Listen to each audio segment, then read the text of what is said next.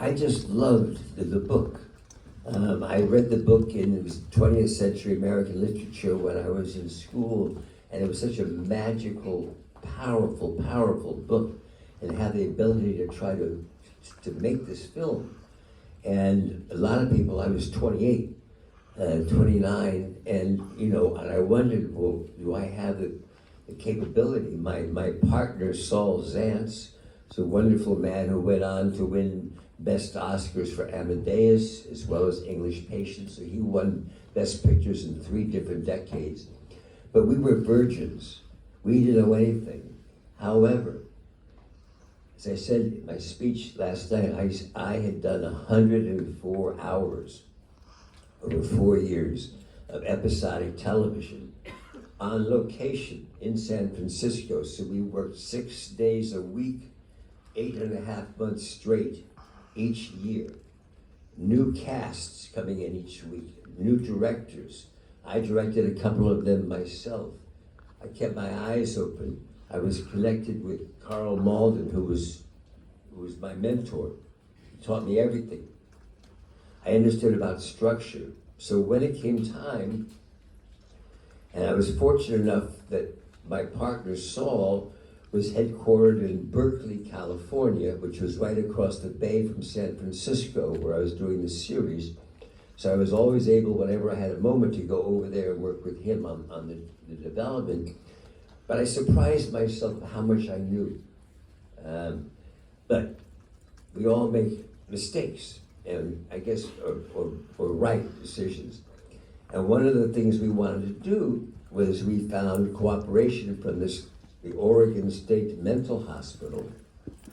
And we wanted to shoot the movie in an actual mental hospital for verisimilitude to keep it together. Our cameraman, Haskell Wexler, a brilliant man in his own right, said, why are you doing this? You can't control the light. You want to shoot in January. It's going to be dark. All you are is in a cinder block hospital. We could shoot this on a stage. We could control the light and have much more control. And somehow in Saul and my innocence, we said, no, we want to keep that environment. And as it turned out, we were fortunate enough that the doctor who ran the mental hospital loved this project too, and gave us full cooperation so that the actors were allowed to go in and actually be part of the group therapy session with the actual patients that were there in the hospital. And I remember when we finally, we got Jack Nicholson finally for the role, but he wasn't able to be there for the rehearsal time because he was working on another movie. And when he finally came up to Oregon, and the crew, the cast had all been there for a while, and let me just say, they were into it. They had found their roles. Dr. Brooks at the hospital helped them to find who these characters might be. And the first day, we broke for lunch in the commissary on the floor of this wall. And Jack, I remember he looked around, he pushed his tray away, and he got up and he walked out. I said, oh, I got my first problem with my star. And I go out into the hallway and then outside and say, Jack, you okay? What's wrong? What's wrong? He said, who are these people? Who are they? Don't they even stop for lunch? They don't break character. They just stay the same way. Who are them? I don't know. Are these crazy people? He said, and so that's when we knew that we were on the right track. So I guess the lesson here is trusting your first instincts, and we weren't so crazy. It all made sense. But this goes further. So we made this picture. We thought it was pretty good.